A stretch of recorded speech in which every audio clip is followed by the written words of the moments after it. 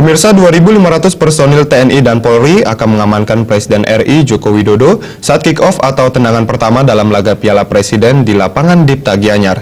Selain itu, Presiden juga rencananya melakukan kegiatan kenegaraan, diantaranya pembagian Kartu Indonesia Pintar dan Kartu Indonesia Hebat di Gianyar.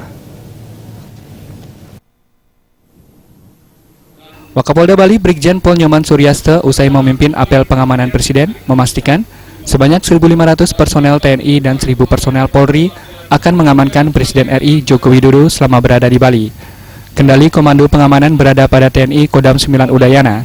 Selain kegiatan Presiden, pengamanan juga dilakukan pada warga, terutama pendukung Jakmania dan Bali United yang akan melakukan laga perdana Piala Presiden di lapangan Dipta Gianyar pada 30 Agustus. Rencananya, Presiden akan melakukan tendangan perdana atau kick-off dalam laga tersebut. Diperkirakan 25.000 penonton akan memadati lapangan Dipta. Presiden Jokowi juga akan melakukan beberapa agenda kenegaraan, diantaranya pembagian Kartu Indonesia Hebat dan Kartu Indonesia Pintar di Gianyar. Makanya kemarin dalam rapat kita singgung juga berapa kira-kira seperti ini kan nanti pertandingan antara Persija dengan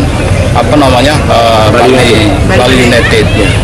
Otomatis dari Jakmania itu ya kan namanya orang sudah support dari masyarakat itu pasti ada dari Jakarta yang datang. Bisa diprediksi Pak? Kita perhitungkan makanya dipertebal juga pengamanan di Gilmando. Kemudian kalau kita ketahuan mereka masuk, kita akan kawal mereka untuk menjaga hal-hal yang tidak kita inginkan. Sudah diprediksi berapa ribu Pak yang akan masuk?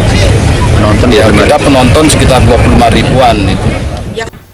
Dalam apel dengan nama Operasi Gapura Agung 1 ini, selain mengerahkan personel TNI Polri, beberapa persenjataan milik TNI dan Polri juga disiagakan, diantaranya kendaraan taktis, water cannon, serta mobil penjinak bahan peledak. Kadek Suwantara, Bali TV.